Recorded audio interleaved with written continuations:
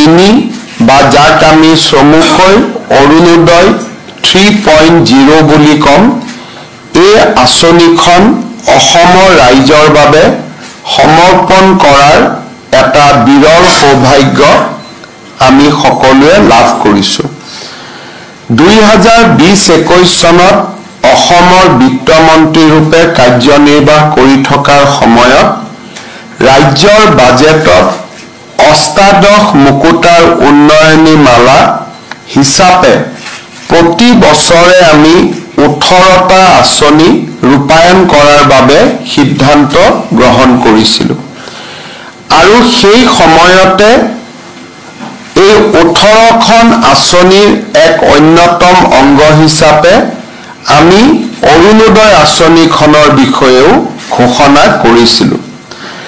আত্মনিৰ্ভৰশীলতা, আত্মবিশ্বাস আৰু সুদৃঢ় লক্ষ্যৰে অসমক পুনৰ উত্থানৰ পথেৰে আগবঢ়াই নিয়াৰ কথা সৰুগত কৰিয়ে আমি অৰুণোদয় আঁচনিখন ৰচনা কৰিছিলোঁ।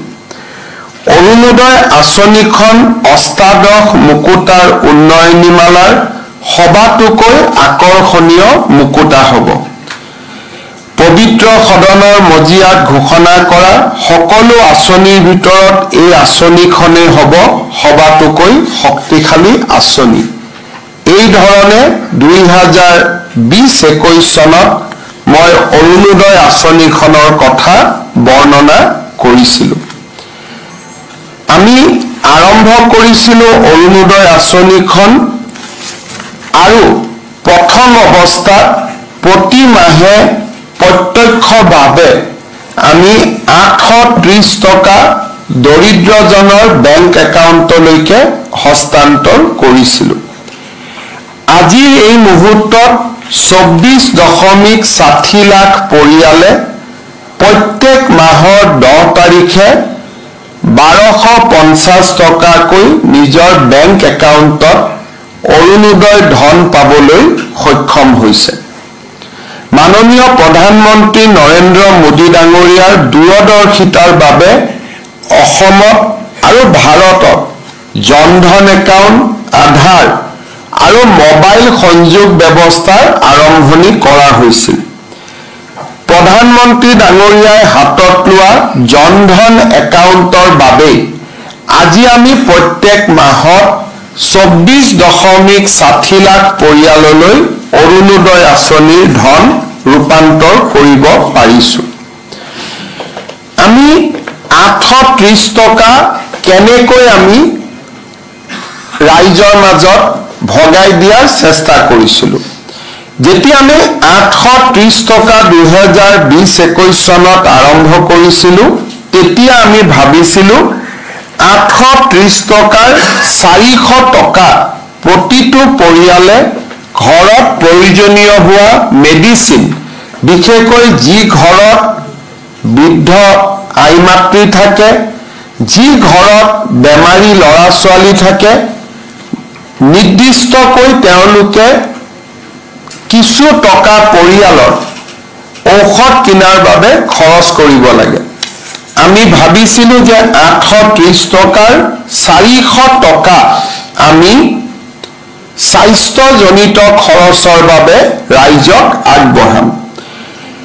200 টকা আমি প্ৰত্যেকটো পৰিয়ালে যাতে 4 কিলোগ্ৰাম দালি কিনিব পাৰে তাৰ বাবে আমি 50% ৰাজ সাহায্য, 80 টকা ঘৰখনৰ বাবে ক্ৰয় কৰা 4 কেজি চেনিৰ বাবে ব্যয় কৰা মাহিলী খৰচৰ 50%, 150 টকা ফল মূল আৰু শাক পাচলি কিনিবৰ বাবে আমি 830 টকা ৰাইজৰ ওচৰলৈ আগবঢ়াইছিলোঁ। অৰ্থাৎ প্ৰতি কেজি অৰুণোদয় পৰিয়ালে যেতিয়া দালি কিনে, তেতিয়া সেই দালিৰ বিপৰীতে আমি 50% অৰ্থাৎ 200 টকা ৰাজ সাহায্য দিওঁ। আমি ধৰি লওঁ যে এটা পৰিয়ালে প্ৰতি মাহত 400 টকাৰ দালি কিনে, 200 টকা ইয়াৰ খৰচ চৰকাৰে দিয়ে। 80 টকা 160 টকাৰ তেওঁলোকে চেনি কিনে, তাৰ 50% অৰ্থাৎ 80 টকা ৰাজ্য চৰকাৰে আগবঢ়ায়। 830 টকাৰ অৰুণোদয়ত দালিৰ খৰচ, চাউলৰ খৰচ, ঔষধৰ খৰচ আৰু 150 টকাৰ বাবে ফল মূল আদিৰ খৰচ জড়িত হৈ থাকে।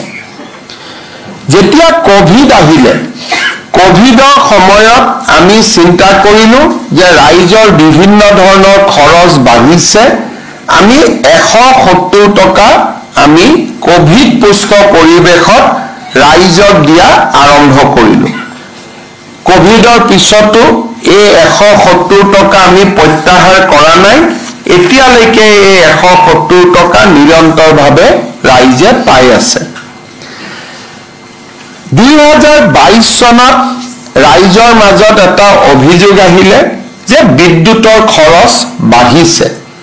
তেতিয়া আমি হিচাপ কৰিলো যে এটা পৰিয়ালে বিদ্যুতৰ বাবদ দৰিদ্ৰ পৰিয়ালে কিমান খৰচ কৰে। আমি পালো যে তেওঁলোকে 500 টকা ইলেক্ট্ৰিচিটিৰ কাৰণে খৰচ কৰে, বিদ্যুতৰ মাচুল দিয়াত খৰচ কৰে দৰিদ্ৰ পৰিয়ালে।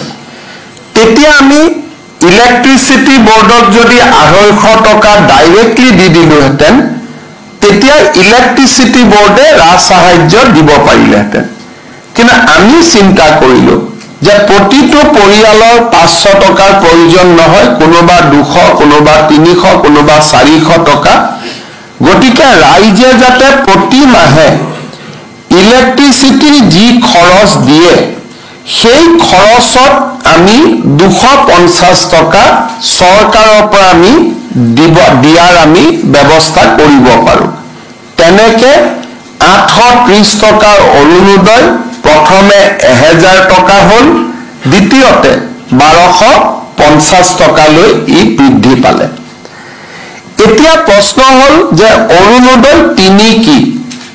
লোকসভা নিৰ্বাচনৰ সময়ত আমি ৰাইজক ঘৰে ঘৰে একোখনকৈ সমীক্ষা পত্ৰ দিছিলো যে কোনে কোনে অৰুণোদয় আঁচনি পোৱা নাই, কাক কাক নিযুত মইনা আঁচনি লাগিব আৰু কাৰ ঘৰত পৰিয়ালৰ মূল ব্যক্তিজনক জীৱন বীমা কৰি দিয়াৰ প্ৰয়োজনীয়তা আছে। এই 3খন আঁচনিৰ ফৰ্ম প্ৰপত্ৰ যেতিয়া আমি ৰাইজক দিছিলো, তেতিয়া বহুতে ইয়াক লৈ হুলস্থুলো কৰিছিলে। বাতৰি কাকত, মিডিয়াত বিৰোধী পক্ষই সমালোচনা কৰিছিলে। কিন্তু আমাৰ মনত এটা ধাৰণা আছিল যে যদি আমি গম নাপাওঁ যে কিমান মানুহে কোন আঁচনি এতিয়াও পোৱা নাই, আমি কেনেকৈ আঁচনি প্ৰস্তুত